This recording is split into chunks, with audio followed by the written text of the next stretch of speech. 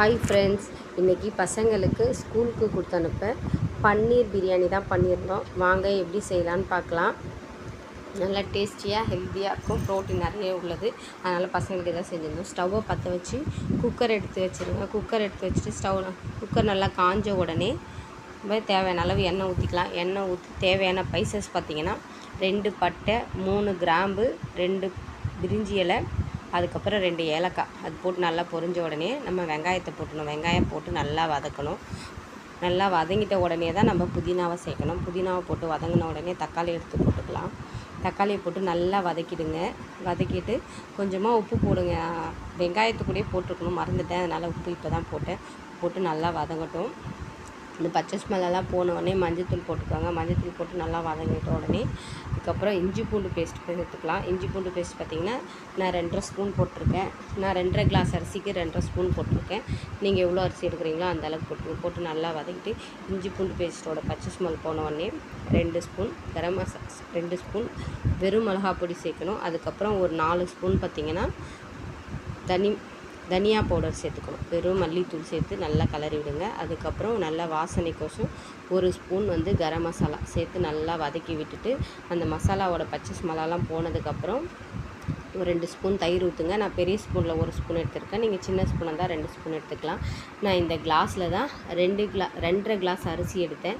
அதனால் 2.5 கிளாஸ் தண்ணி ஊற்றிக்கிறேன். ஏன்னா நம்ம குக்கரில் வைக்கும்போது 1 கிளாஸ் அரிசிக்கு 1 கிளாஸ் தண்ணி ஊற்றினா தான் அந்தளவுக்கு கரெக்டாக இருக்கும். இதே நம்ம டபராவில் வச்சோம்னா நம்ம 1 கிளாஸ் அரிசி பாஸ்மதி ரைஸ்னால் 1.5 கிளாஸ் தண்ணி ஊற்றணும். நார்மல் ரைஸ்னால் 2 கிளாஸ் ஊற்றணும். அப்போ தான் மெஷர்மெண்ட் கரெக்டாக இருக்கும்.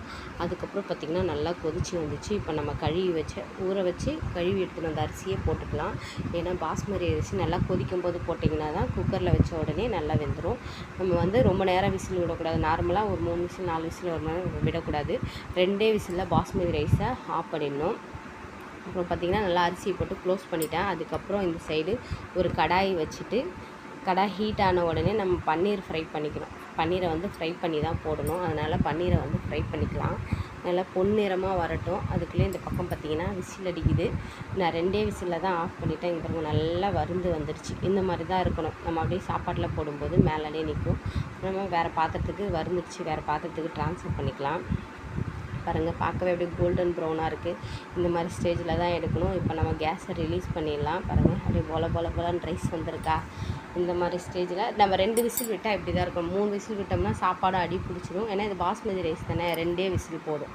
நீங்கள் நல்லா கொதிக்க வச்சு அரிசியை போட்டு 2 விசில் விட்டு ஆஃப் பண்ணிட்டீங்களாலே சாப்பாடு நல்லா வந்துடும். இப்போ நம்ம ஃப்ரை பண்ணி வச்சுருக்க அந்த பன்னீரை தூக்கி போட்டு நல்லா கலரிடலாம். கலரி விட்டு அப்படியே ஒரு 5 நிமிஷம் மூடி வச்சிடலாம். பாருங்கள், பார்க்கவே அப்படியே கலர்ஃபுல்லாக இருக்குது. ஒரு ரைஸ் கூட உடஞ்சிருக்கா பாருங்கள், அப்படியே உதிரியாக வந்திருக்கு பாருங்கள். 2 விசில் ஆஃப் பண்ணதுனால தான்.